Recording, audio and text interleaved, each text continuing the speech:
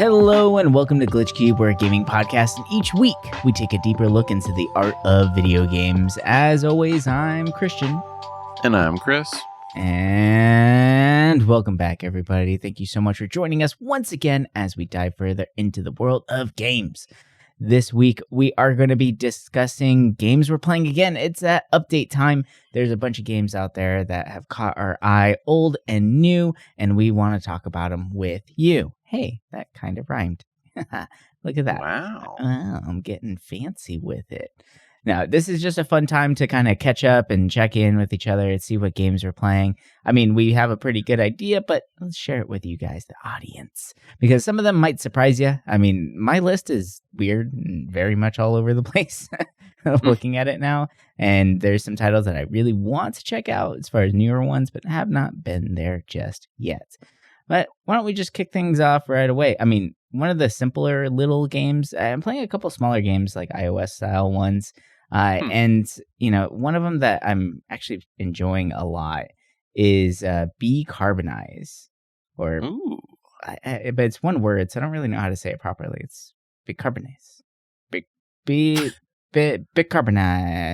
But so, for people who don't know what this is, it's a like card game management strategy game. Like think about like Cultist Simulator or Stacklands, that style of gameplay right there, where you have a bunch of cards on the field. There's a timer that gets you different resources, and then you spend resources on different things.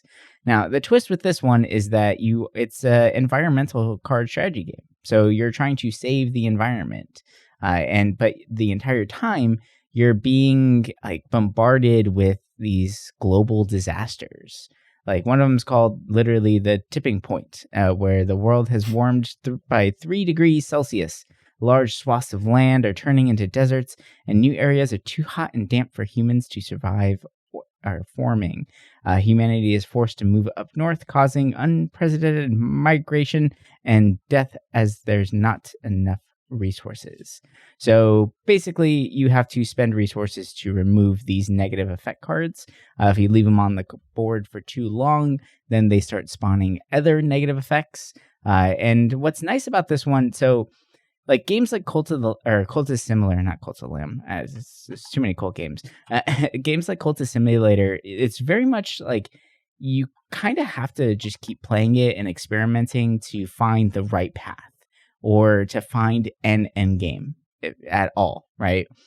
And for some players, that could be a little bit of a daunting task.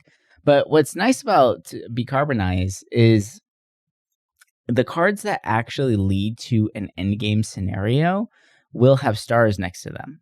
And it lets you know, like, hey, like these cards actually lead to an end game, or they're necessary for beating this game. So you want to start to like prioritize those ones, and you don't feel like you're wasting too many resources in cards that aren't really leading anywhere. So it's a pretty fun little title, like there's 4 different categories of resources or things that you can check out. It's industry, ecosystems, people, and science. And then you just do research in each one. Like with industry itself, you can start getting new forms of energy. Some produce a lot more pollution, but produce more energy faster. So then you have to try and offset them with better ecosystems or better science to handle those fumes that are being released. And the science area will actually have like cleanup added to them, so you can remove some of the pollution or emissions that you are producing. So it's kind of fun. I like this one a lot. It's just like a nice little. It feels less stressful than Cult of Simulator. And of course it has like a pause button, a speed up button, and all that stuff, so that you don't feel like you're getting overwhelmed. Because there can be a lot of cards if you start playing for quite a while, right? You can have up to like, at one point I think I had like 50 cards on the field, and I'm just sitting there like trying to figure things out. But luckily with the pause function, you don't feel like you're freaking out too much, right? But it's a fun little game. I like these a lot, and I definitely feel like I'm getting into them a lot more. But yeah, it's a good little one. I would definitely recommend this to people, and it's free on iOS or on Steam if you just want to play it on PC. So you have those options. Yeah, I'm kind of surprised it's free, because I'm like, this seems like it has a lot in it. Like, There's a lot more work to it than I expected. Is there cards you buy? Are there microtransactions or? Not that I've run into. No. Wow. Yeah. And this one just came out on August 1st. So it's a new game and it's free, which is crazy. It's interesting when you look at Charles Games. That's the developer for it. You look at their other games and it's kind of interesting what they make. It's basically like, it seems like a lot about like historic World War II, where they actually interview like people from like one of them is like the Czech-German border and stuff. Like, it's very like realistic, like war story where they actually interview these people. It's kind of interesting going from those, like they made, it looks like 3 of them to this. Interesting. Yeah. And that it's free, which is crazy. Yeah, I mean, like, their games aren't crazy expensive games. The other 3 right now, like, you can get on sale for, all of them for less than what, like $10, $12. Yeah. So it's not too bad. But yeah, I'm pretty surprised with this one. They must be getting some sort of deals or some grant to make this because it has to do with environmental science. Like, I know that that's an interesting area in which people are not like targeting as much, or maybe like indie developers are starting to get into. But for any project that you're working on, you can actually start applying for like educational grants and things like that. And if you can strike up a decent enough argument, you can get free funding from the government to actually make your games, your artwork, your music, whatever it may be, whatever project you're trying to fund. So this one almost feels like it's right up that studio's alley, right? Where it's just, here you go, like either it's a historical game or this one's dealing with the environment directly and cause and effect and all that stuff. Like, it makes sense if that's the avenue that they went down. Do they? I don't know, but that's kind of what I imagine, and that's why they're able to make it free. It's a fun little hack there, a little trick that people don't know about. Whatever helps, Yeah, seriously. For me, I beat a few little small games recently, little indie titles. I'll knock them out of the path because for the most part, I've been playing a lot of RPGs. But for the indie titles, one that I played that was on our radar a long time ago. I forgot. I think you had mentioned it first, and I'm trying to think, like, was it a Next Fest game or where we saw it? But Dieudonné. Oh yeah. And so this game, it takes place in France, obviously with the name, and it's beautiful. It's watercolor, like there's still like 3D models in it, but like the watercolor like bends with the 3D models, and it's a simple game, right? It's a little narrative adventure game, and you're going around finding clues. It's a cute game. It has a touching little story to it, and it's short and sweet, and it's on Game Pass. And it's I liked it. It didn't blow me away, but I really like the art style. I don't want to call it a cozy game because I feel like people love throwing that term around, but it was relaxing just because the flow of the art and the flow of the music and the sounds, like the sounds of the water. And it's just like when you're sitting at this creek in the sun and you're like, you can imagine yourself sitting there. It was nice. Yeah. It was my like play before bed kind of game. And it worked really well. I'll put it that way. Mm-hmm. Nice. Yeah.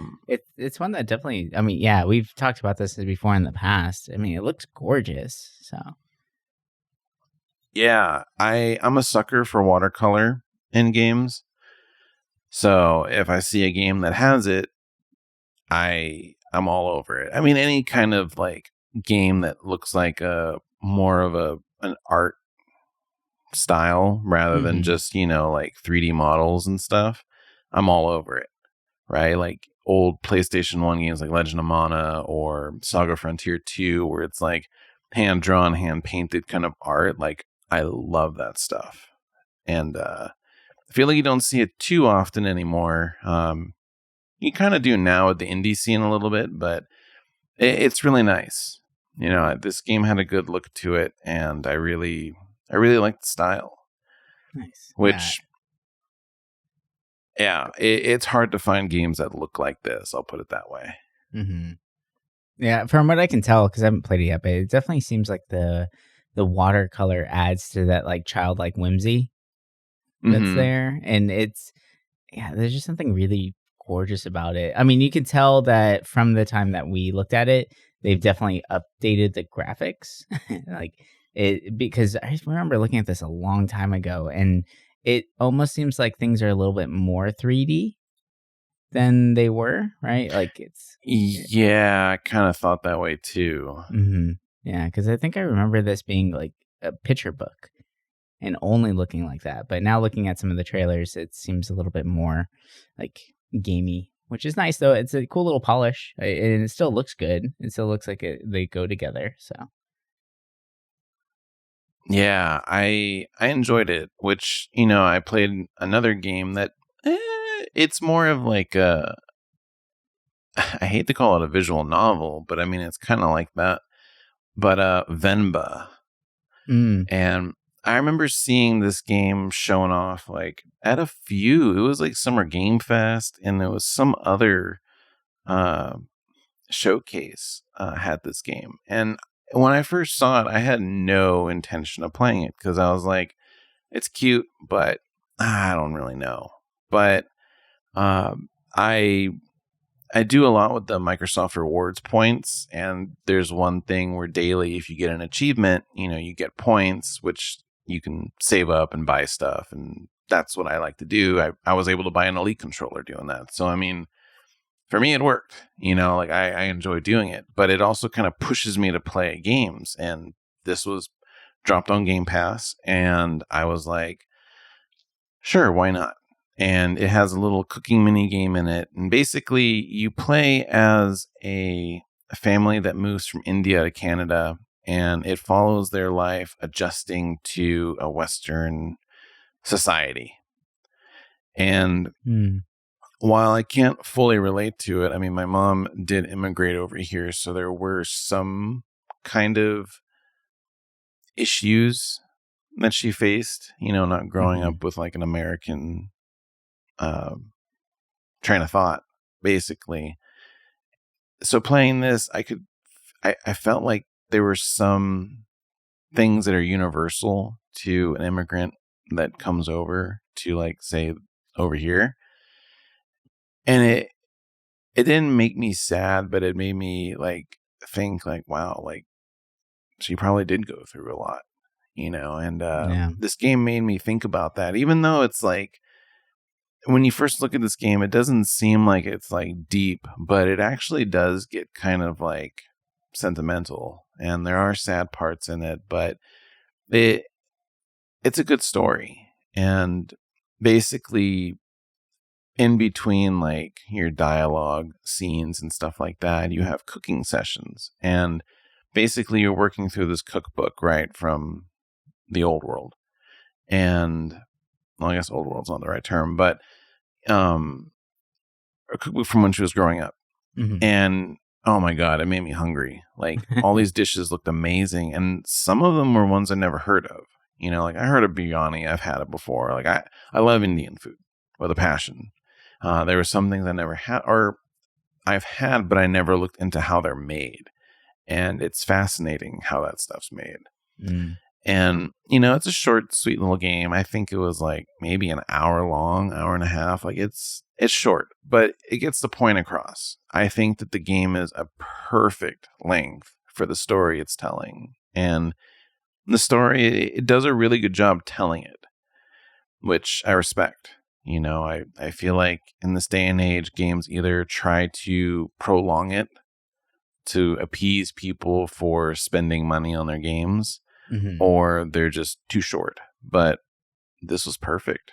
I actually really like this game a lot. It surprised me. And for anybody that, wants something kind of, very, I don't want to say very indie, but it's like very like, if you like this style of game where it's, more like dialogue and stuff like that, like this is a really good game for that. I actually really enjoyed it. I feel like this falls into like this new style of game, or new-ish, I guess, that we're starting to see more of Mm-hmm. like deceptively deep games, right? Yeah. Like Night in the Woods.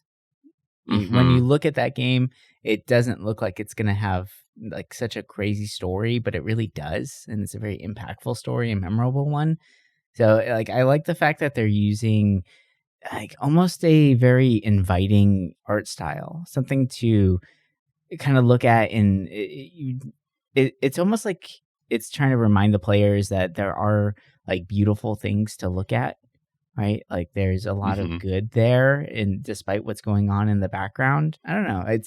It's almost like trying to look back at a memory that might have been tough and just focus in on the good things and make a game about that, which is really cool. I like that a lot.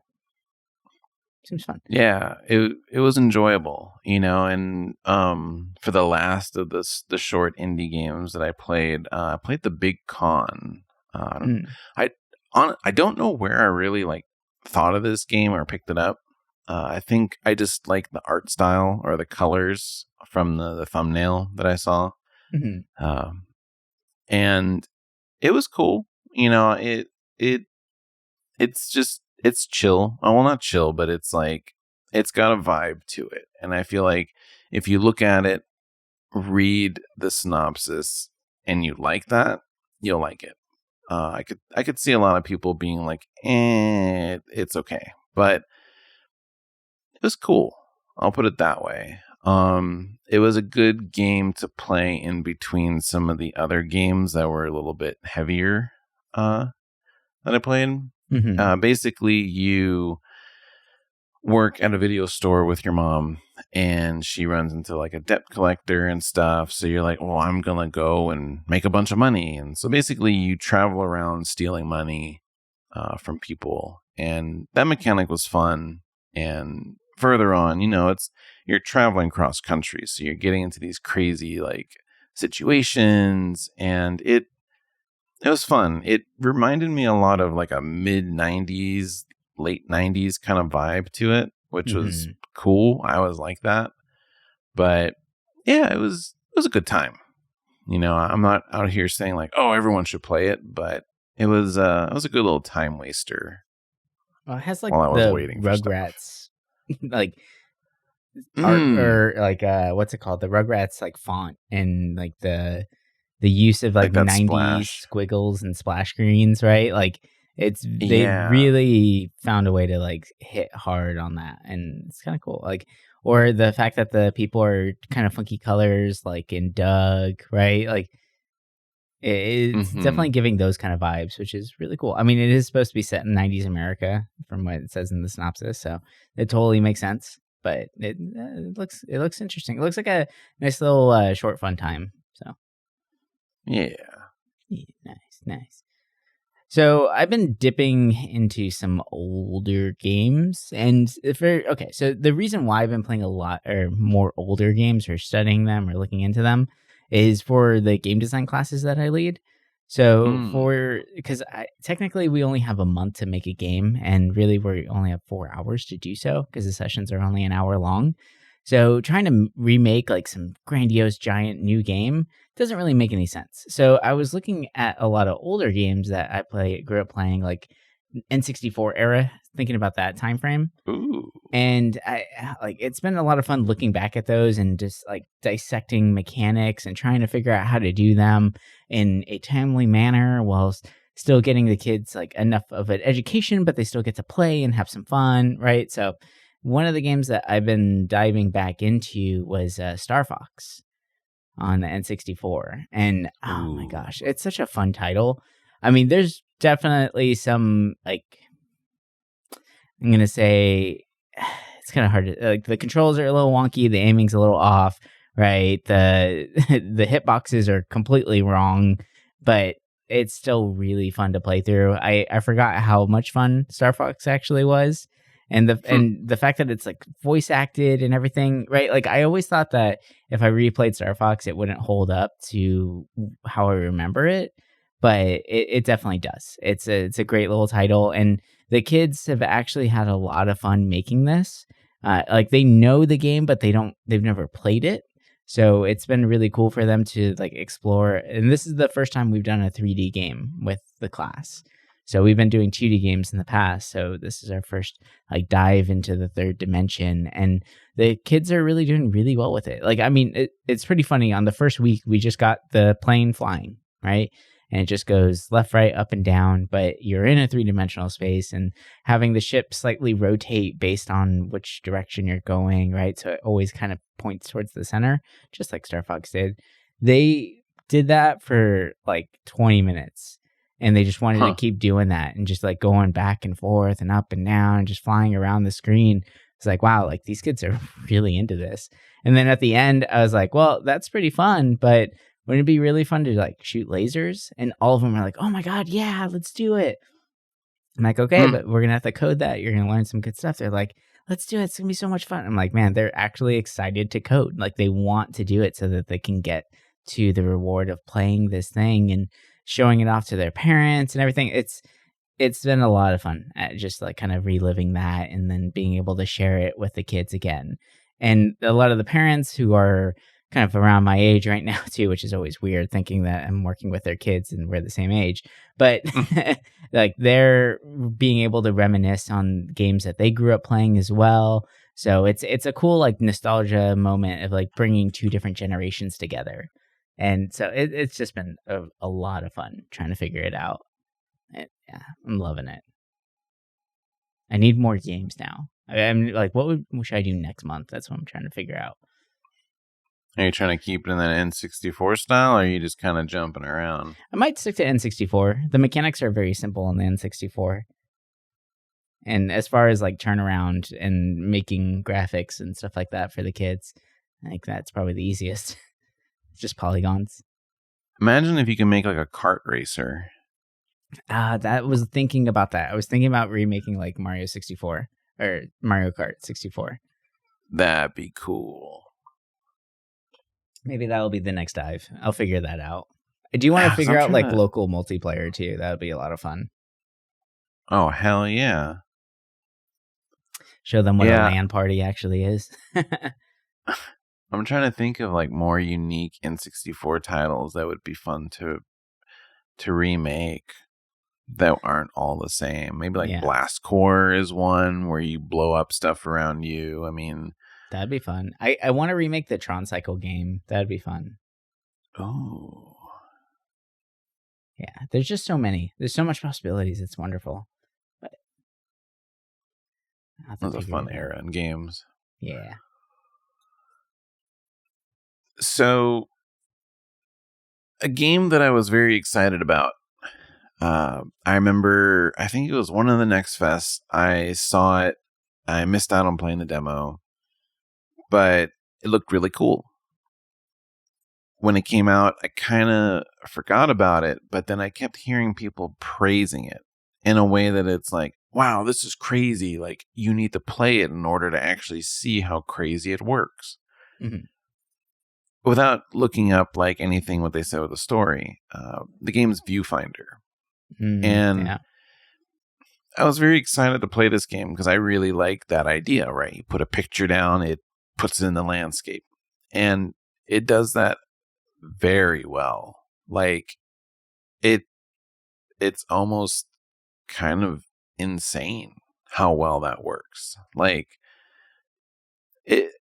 there's ways it'll like sometimes like throughout stages you pick up like pictures that you didn't take that are more like paintings, and when you put them down, like you can go in those paintings, and there's like one or two that are like really big like worlds, and I'm just sitting there like, how did this work? Like, how did they do this?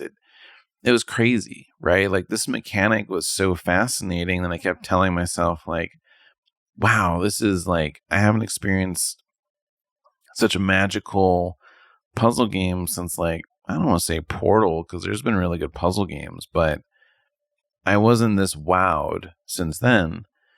And the game has a good mechanic. The only issue I have with this game is that, I mean, the story is kind of, it's kind of whatever. I like the idea behind it. It, you know, it's about climate change and stuff and trying to save the environment. But I could have just done without a story, or, you know, could have gone like all into it. But other than that, I guess I wanted more from it, in the sense that more like different mechanics, right? Like, basically, once you learn how to put the picture down, kind of make it work, use the stationary cameras and stuff, like, you kind of get a general idea of how the game goes. And, you know, without saying spoilers, it, you know, the ending, not ending, but like, you know, the stages, while they do get a little trickier, you don't really get anything new to solve the puzzles. And some of the puzzles, it's like, oh, if I just keep flipping this image around, I can get around it. And while it's cool, I guess I was just kind of hoping for more like genius, like level craft, because that photo thing is just so damn cool. Mm-hmm. But I kind of get it, because, you know, it is so cool that it's like, well, you don't really need to do anything else crazy on top of it.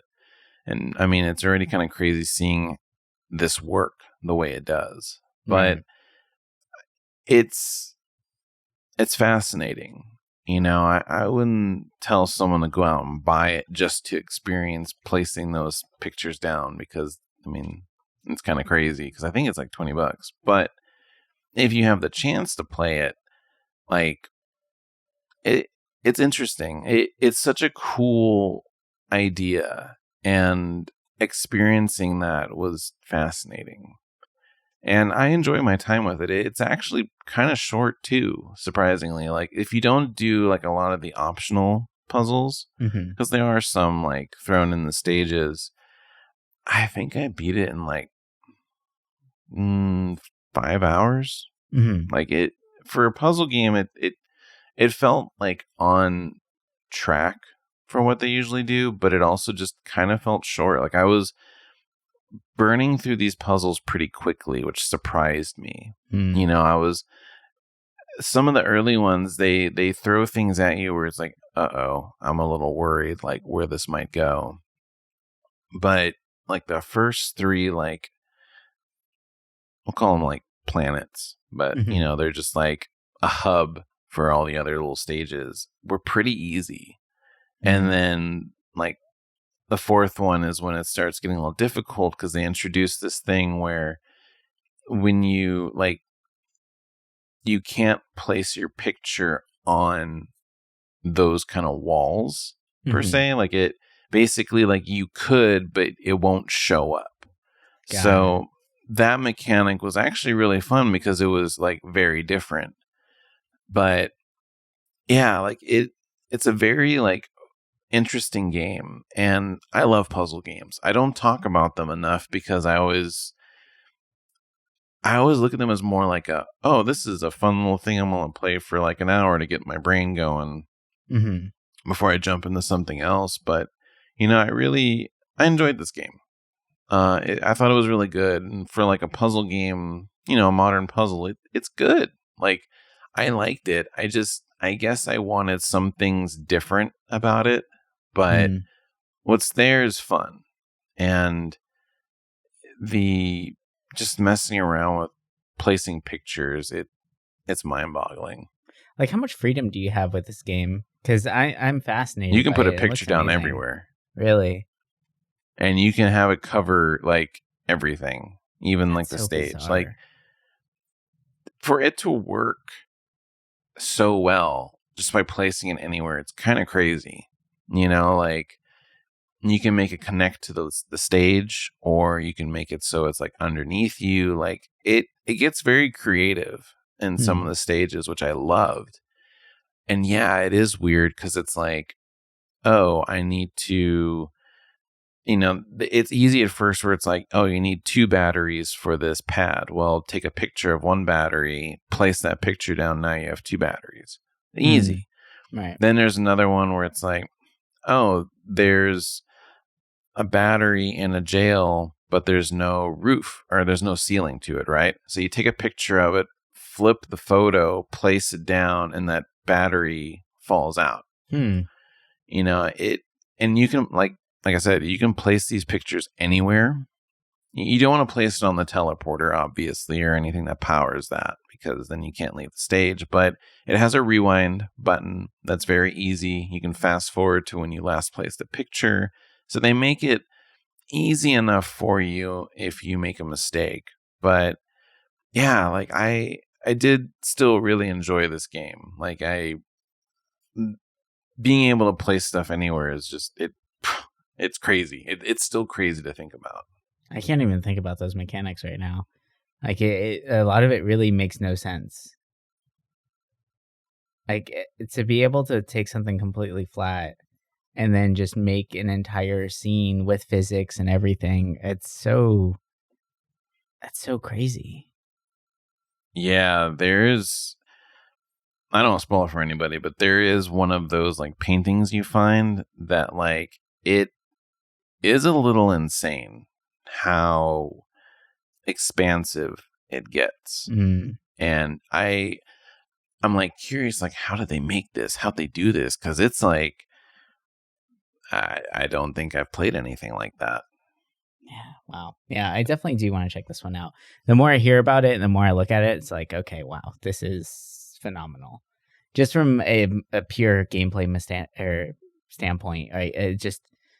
It's mind-blowing that they were able to accomplish this. I don't know, like, I can't think of another game that does something like that, where it's completely get free reign to completely destroy the world, but it still makes sense, right? And to go from a flat static image to a full 3D world, like that's crazy.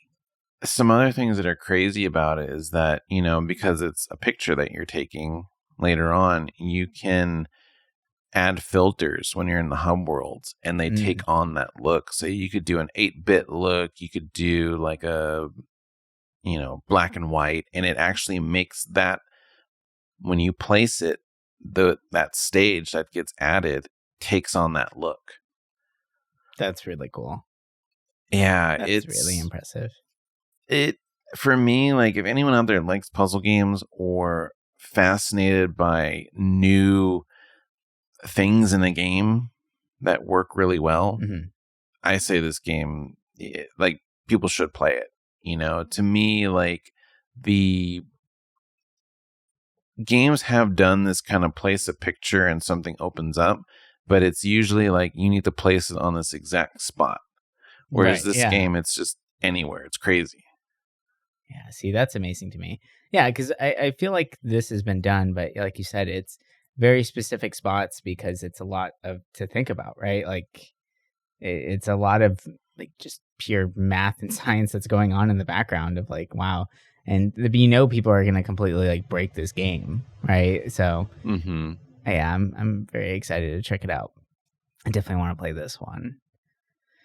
Well, another fun little game that I've been playing a lot of lately. It's an iOS game again.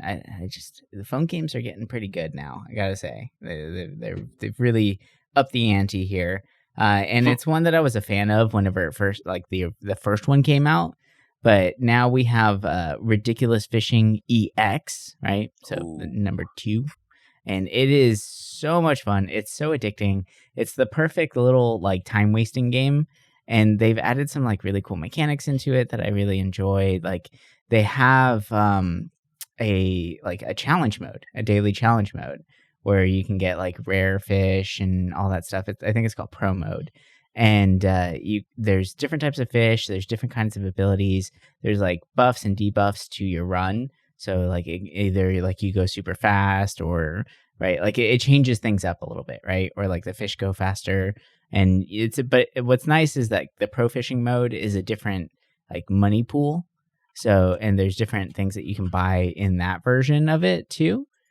That kind of so it's rather interesting to check it out. But I mean, of course, it's more of Ridiculous Fishing. Like if no one's ever heard of Ridiculous Fishing or checked it out, it's a fishing game, but it has a very different type of mechanic to it, where it's basically you have your lure and you're dropping it, so it's falling at a steady rate, and there's fish that are going back and forth on the screen, and the point is to dodge the fish as much as possible to get as deep down as you possibly can. And then, because whenever you hook a fish, you slowly start to go back to the surface, right? And then you can move the lure by moving your phone left or right. It's a tilt sensor one, so there's no controls on the screen. And you basically, every fish that you run into, you hook them and you try and get as many as you can on the way up. So that's why you want to make it down as far as possible. Now, in order to actually catch the fish, what's great is that you have to, as soon as they hit the surface, the fish get thrown into the air like they've been hit by TNT, and then you take out your gun and you shoot the fish that are flying through the sky, and you get money for each fish that you shoot. That counts as a catch, and that's how you get new lures, new abilities, new equipment, all that good stuff.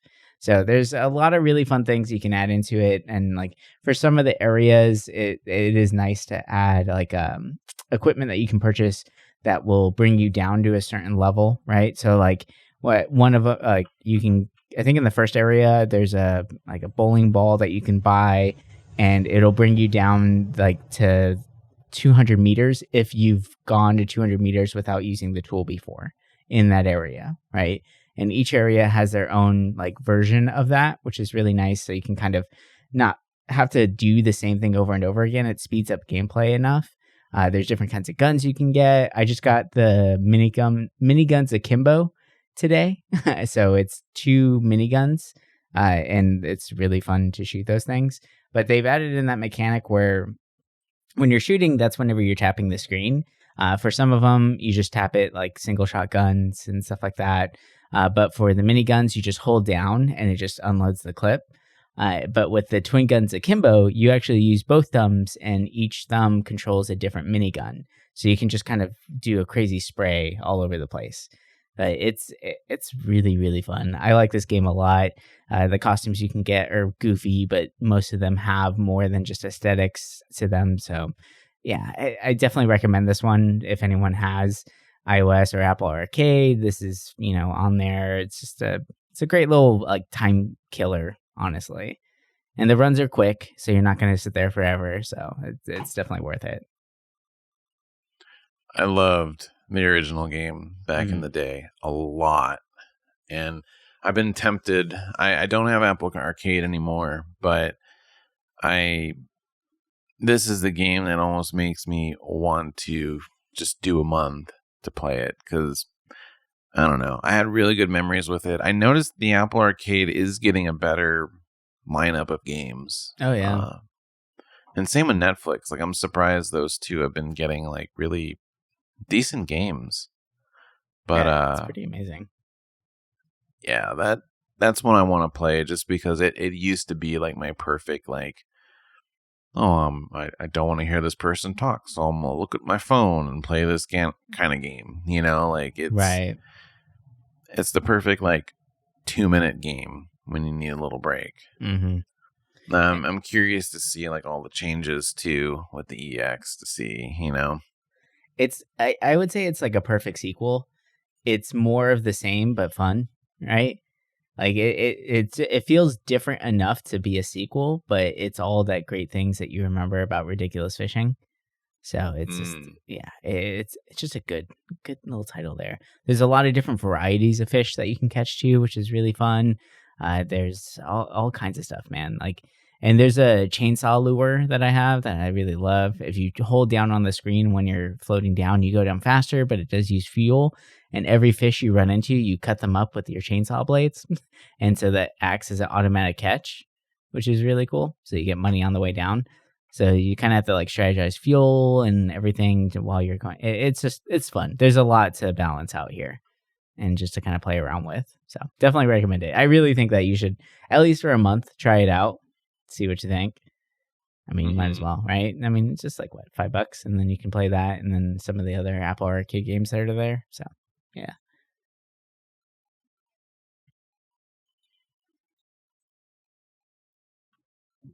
So this next segment, I've been playing a lot of RPGs, almost all at once, which is, you never do that.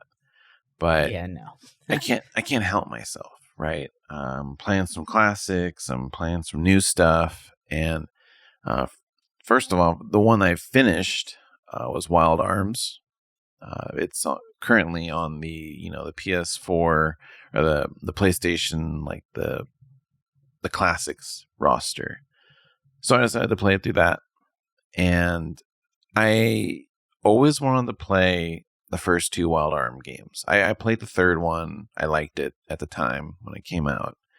But, for me, the image of seeing Wild Arms 2 behind a glass case at Walmart all the time, it reminds me of my childhood in a weird way, because I used to spend a lot of time playing those, like, demo kiosks where you break your neck looking up kind of thing. Mm-hmm. And playing the original Wild Arms, like, yeah, it's dated. Yeah, people say, like, oh, you should play, the remade version on the PS2 because it looks better. But this game was so comfy for me. A lot of times for work, I'll wake up early, especially with the kid and stuff. I try to play games in the morning so I have time to myself. I don't get distracted or nothing. Like, everyone's still sleeping. Mm-hmm. So I'll wake up early, and I was just playing this game. And it was like, between the, that old school music, the old visuals, it brightened my day. And I actually really liked the game. It's not like a super insane story. You're saving the world. You're saving the world from a god. It's very like 90s typical story. Mm-hmm. And I liked it. There were parts of it that were kind of difficult, but like, I think the blend of puzzle and RPG was just good. Like, I really liked it. And I really want to play the sequel, because I've heard like people either really like it or people are like kind of indifferent about it. But I don't know. I like RPGs that have kind of a different setting, and it's weird because it looks like a Western, Mm-hmm. right? Kind of on the cover. But in the game, I never really had that feeling, other than it just being like, your character has a gun.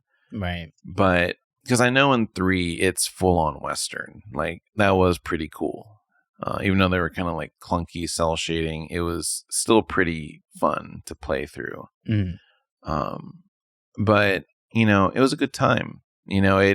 Playing that, I guess after finishing Final Fantasy 16, I wanted an actual turn-based RPG, Mm-hmm. and went straight to Wild Arms, and it was perfect.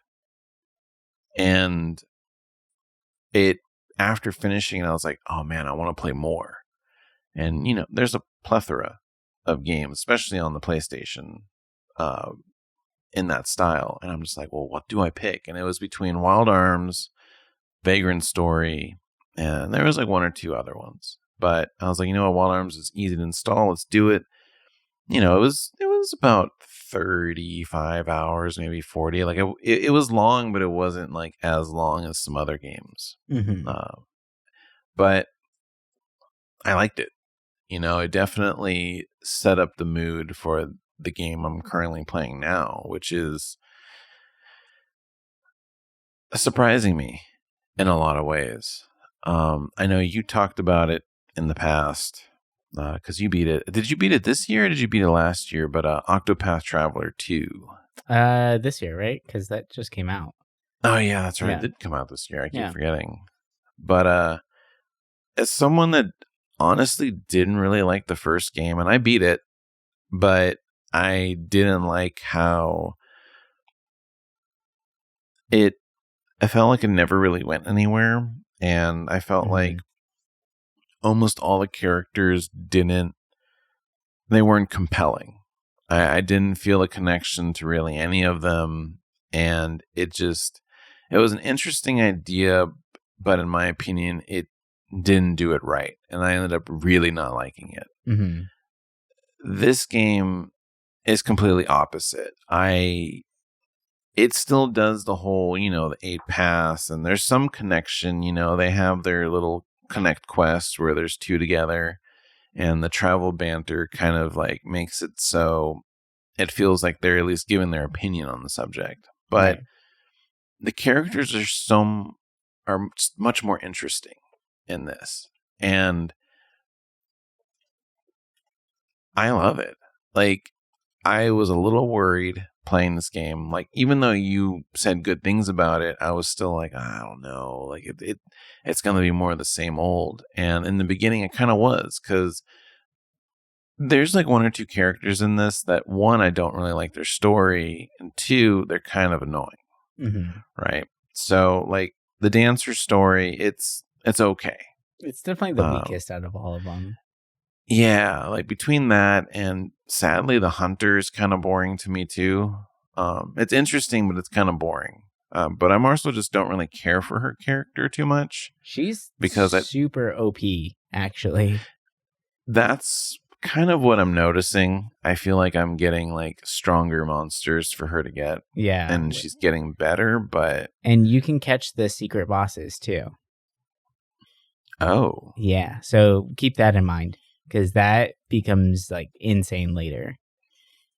okay, that might actually be good to get for some of those bosses. Because I remember the secret bosses in the first game were just ridiculous. Yeah. So Some of these are really insane. And the fact that you can capture those and use them Pokemon style is pretty fantastic. But if you pair her with like Warrior, her damage output is just like through the roof. So she's one of those that is just ridiculous with that. see, I need to make her a warrior. I have her right now as a thief Mm. with it because I was like, oh, it's kind of quick. It has the another element, daggers, but I might switch to warrior because right now I have Throne the thief as a warrior, and she's been dominating with that. Like, I did Inventor Thief. see, I'm so this is the character that really annoys me, but Particio, Yeah. he is this merchant, and no disrespect to that southern draw that he has, but it's just so like off-putting in this world, It's so separate. It's so different than everybody else. It kind of doesn't and, make any sense. and even in that town, right? Oh Like yeah, he's the in only that one. Even western town, his own family doesn't talk like that. yeah, and it's like it's just between that and the way he talks in general. And I'm just like, oh god, like this is like kind of cringy, but like I like his story. Like I'm kind of stuck against this one boss. Like it keeps kicking my butt, but it's Don't the end forget of to use chapter the hired 3. help. Yeah, I Hired keep help, forgetting man. to do that. See, I have him as an inventor as a Mm. secondary, and he's been destroying people with that catapult. But It's a good like opener move, but that's why I put it mhm. on the thief because you can do that first, and then she gets another turn right after that.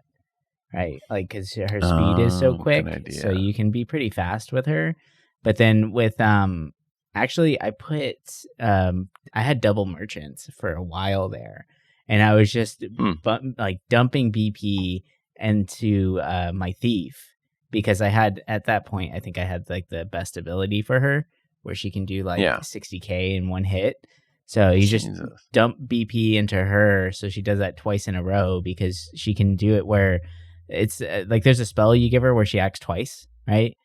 Mm-hmm. And so you do that, and just it's pretty. Yeah, you can start melting people. It's kind of insane, but yeah, the hired help with full BP and then like the veterans, it does like 999 each hit. So Damn. it's pretty good, and I think it hits 4 times.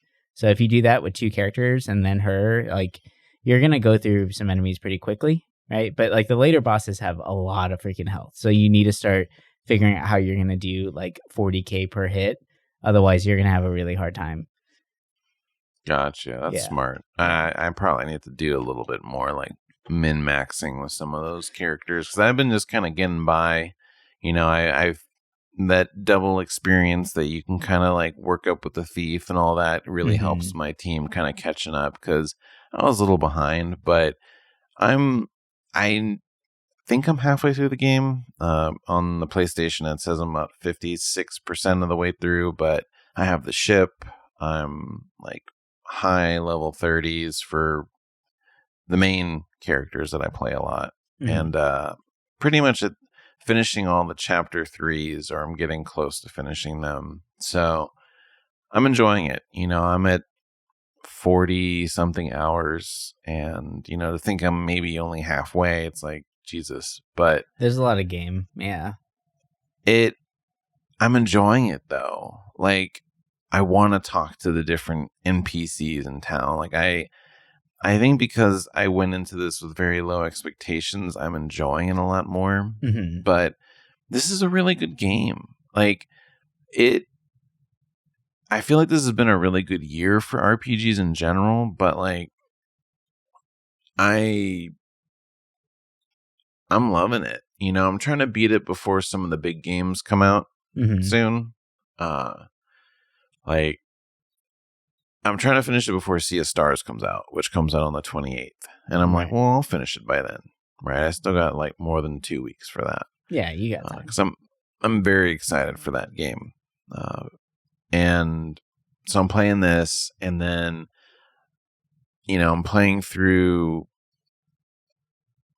Dragon Quest VIII for the 3DS. Oh, nice.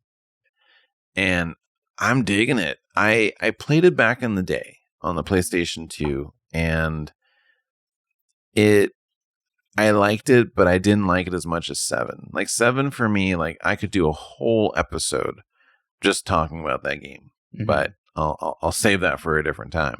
But with 8, I think I got maybe halfway through it and just stopped.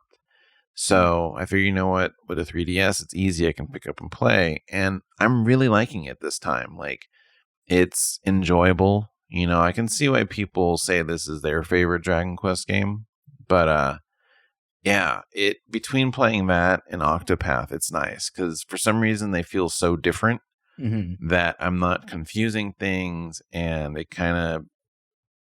just fills my time better jumping between those two. Dragon Quest was actually, or 8 was actually the first time I ever played a Dragon Quest game. Oh, it was my first one. I love this game so much. And to the point where I actually beat Dragon Quest 8 on iOS. Did you know there's an iOS version?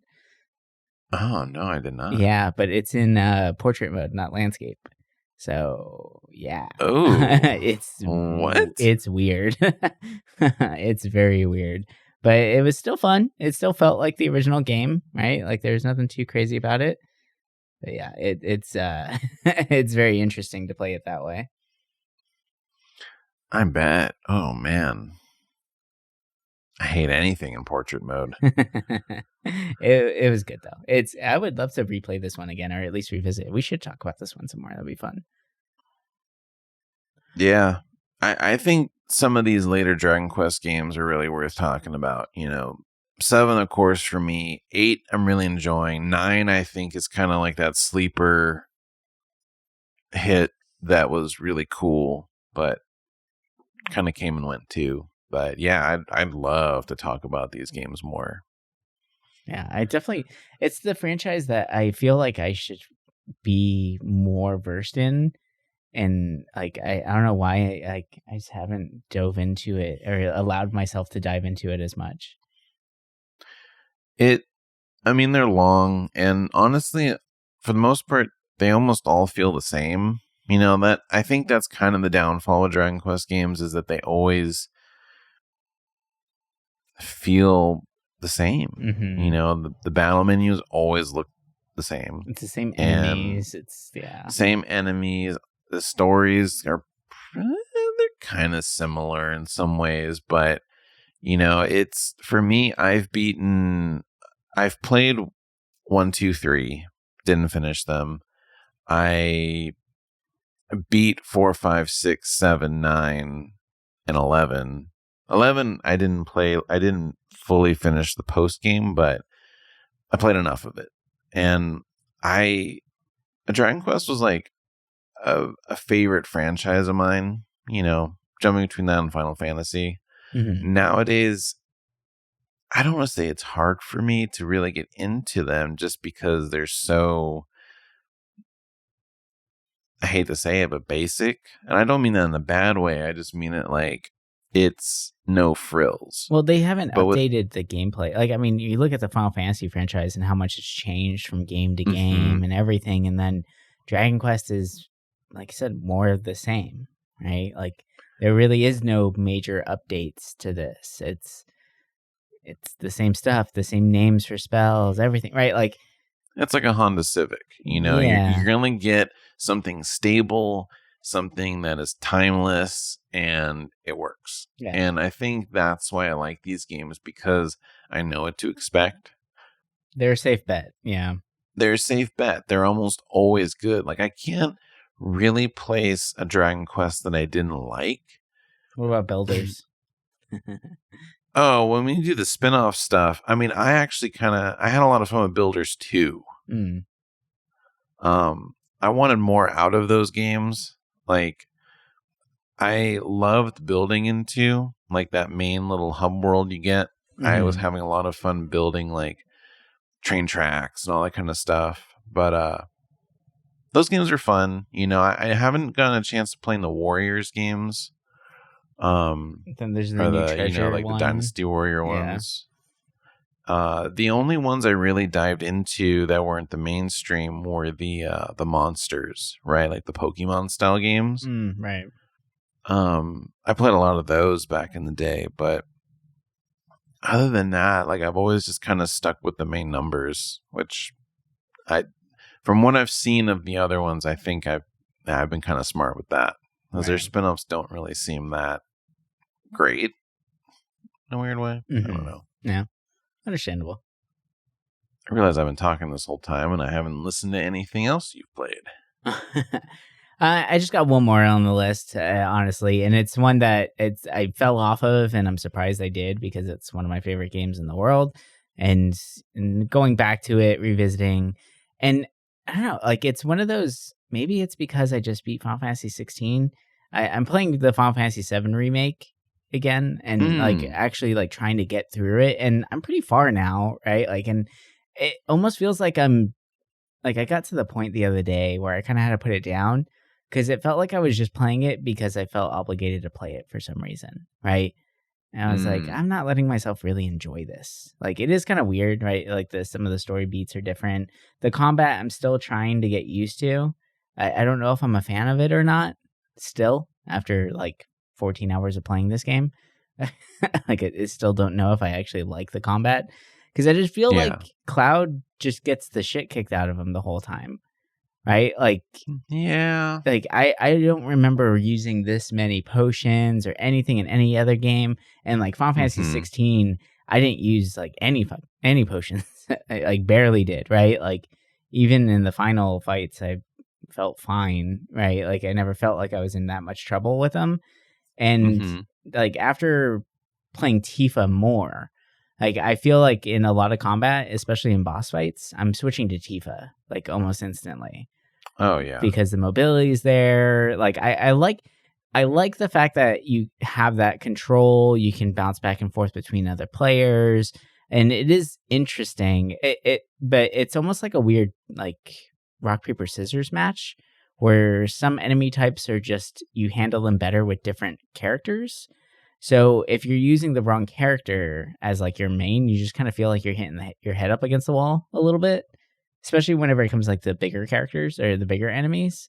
So like it's very interesting. And like, I ran into one enemy that was pissing me off so much, and I think that's why I was like getting kind of over it. But it was in that part where they're trying to, right before they destroy the pillar, right? And like, you're running up there and you're just by yourself as Cloud at that point, because everyone separates, and it's the Hella Troopers, and they're like flying in the air, right? And Cloud has no range unless it's magic spells, right? and they keep flying away from the pillar and then just running in really quick, hitting me, and then bailing again. I'm like, okay, like this sucks. Like I have to just sit there and wait. Like I can't do anything unless I'm just wasting my spells. And I don't want to waste all my MP on one enemy, right? Like, and just go through ethers like crazy too. So it's that I was like, this is kind of a chore right now. And I wish that they put some like bounds on it, or you like made it so that Cloud can just throw a sword or something, right? Like give me something else, right? Like, because it was getting a little frustrating. Luckily, it was a short part, but it was long enough to make me just go like, come on. Like I literally, like it's two enemies just out there that if they were right in front of me, I'd be done with this fight in like less than a minute. And I'm 5 minutes in because they just keep running away. I'm like, all right, this sucks. So that's my one thing with it. But it is really fun. It's gorgeous to look at, right? It is fun to see like the voice acting and everything. And the limit breaks are fun if they hit. You do miss a lot, especially with Cloud's limit breaks. Like I feel like I miss more than I actually hit, because you set it off and the enemy can still just like walk away from you. And it's like, well, that didn't feel very powerful, right? Like this should be a powerful thing. I do like the summons, how they fight with you. That's a cool thing. And the fact that it doesn't matter who summons them. Anyone who has enough AP can actually use the abilities or activate them, which is really cool. So there's some like really interesting things to this, and I definitely want to continue with it. And maybe I just need a little bit of a break and something else to play. I don't know, but so with 7 Remake, I felt like it was a game that I was excited for. Played it, kind of got unexcited because of the combat, and then I got kind of into it later on. I will say that house that you fight, from that pissed me off so much that I almost put the game down. But when I got through it, like, yeah, I was mostly switching to Tifa the whole time. I was lucky enough to beat that house first try. Thank God. Damn. Yeah. The Tifa, it's just like it feels right? Like it's just, you're good. Like you don't need, like, yeah, I was using a lot of potions with Cloud too, and I was like, man, am I just really bad at this game? But no, like if you notice too, like if you're not playing as Cloud, he's just taking hits like crazy. Like he is always the first to die in the party, even if you're not playing as him. Yeah, it's like, I like that the battle system is an evolution of the turn-based, right? Like they make it more free, but it's not like 16 where it's an action game, right? Mm-hmm. It's still trying to keep that turn-based, but create movement. Like I respect that. But I think just because it was so weird at the time, it didn't make sense. I think by the time the Intergrade DLC came out, I was more ready for it, and I liked it. I don't know if you've played the DLC yet, but no, I haven't. I enjoyed that DLC. It adds another interesting little story bit to it. And Yuffie's cool. Mm-hmm. And when I beat that part of 7, I didn't know how to feel about that game. But as I look back on it, I'm like, you know what? I like it now. Like it's different, but I'm very interested to see where they go with this next part that's coming out, because there's theories that, oh, this is the real world, whereas the 7 we played in the past was a dream, right? So that's interesting. It's interesting. Yeah, people have some interesting theories about this because it is different. You have that Kingdom Hearts looking kind of dude in there and with the robe and stuff. And it's just like, I'm curious where they move that story. But yeah, I've been on like a Final Fantasy kick too. I'm like, I just need like more. Yeah. It's fun. I mean, the franchise is always great to go back to. Yeah. And, real quick, 2 that I'm playing through right now, but I haven't gone super far in them to really talk about them. Still plugging away at Silent Hill 2. Mm-hmm. Getting past the apartment, so I'm still pretty early. Obviously I'm distracted by all the RPGs, but I had the scene that a lot of people kind of talk about and warn you about, and yeah, it was weird. Very was it the limmy. bed or whatever? It was the Pyramid Head scene. Yeah. And but the game's cool. I'm still playing that enhanced edition, that mod or whatever for the PC, and it makes it play great, looks great, and I'm really liking it. Like, I really just want to focus on that at some point. Maybe once I beat Octopath, I'm just gonna plug into it. But that game's amazing.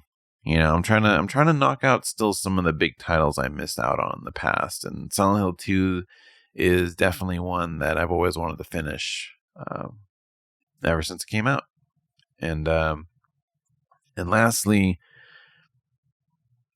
Baldur's Gate 3, it's a beautiful game. I'll put it that way. I'm not super far in it. I only just picked it up like a day ago. But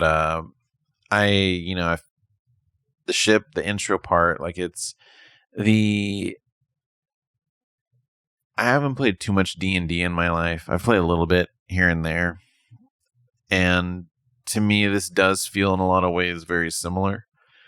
I mean, obviously, it's not the same thing, right? Like, you can't work with the DM to try and make something work. At the end of the day, it still is a game. Right. But the rule sets, everything about it does feel very similar to me from what I played. And this game is so damn cool. I'm playing on PC right now, obviously. And then when it comes out on PlayStation, I'm gonna pick it up because a buddy wants to play with me. So I was like, okay, like we'll do that, and I'll make a totally different character. Like right now, I'm playing through the kind of character I'll play in that game, where I'll be like a forest gnome or a wood gnome, so I can talk to animals, and I'll be a druid because I figured, oh, how cool would that be? You can talk to animals. You're part of nature. Even though I never play as like a gnome or a dwarf or a halfling, I was like, it'd be kind of fun. Do something different.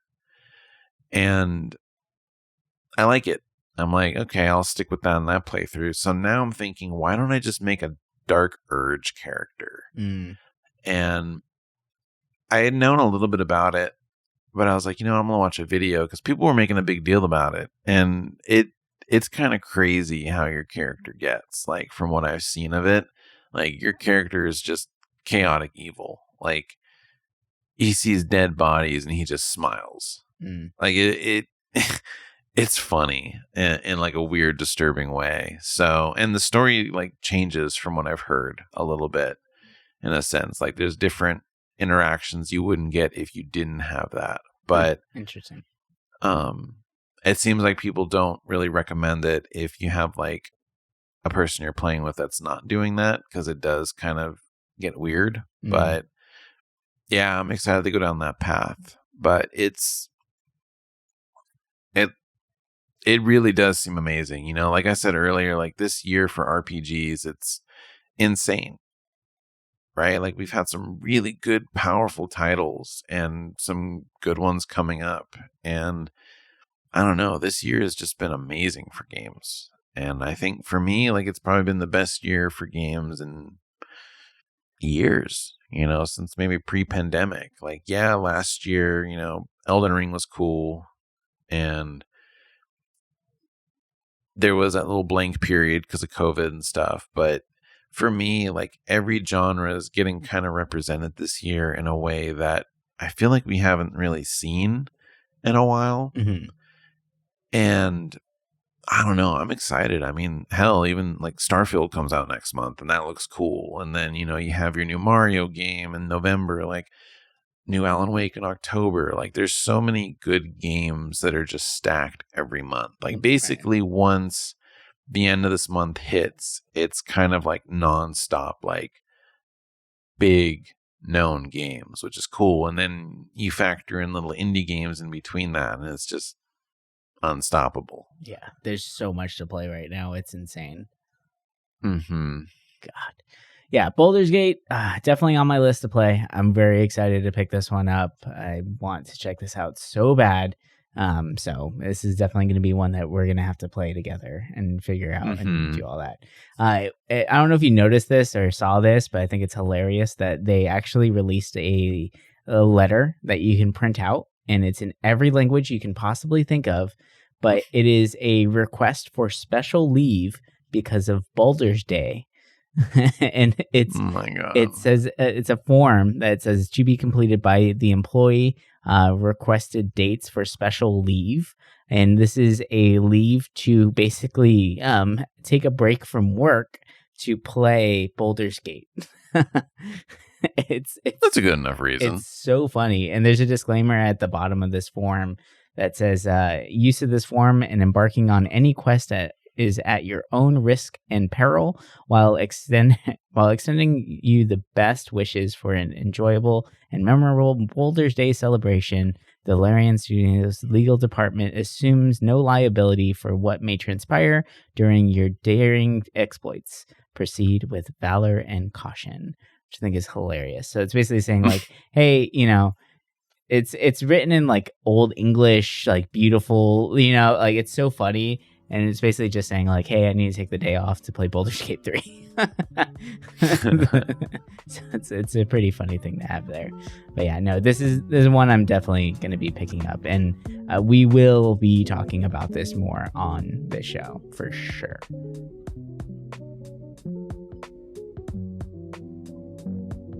All right. Well, I think that's going to do it for us this week, as we've talked about a lot of different games here, and there's so many out there to play. There's so many to explore, whether it's big AAA games, it's indie titles, it's, there's so much. There's something for everybody to play right now.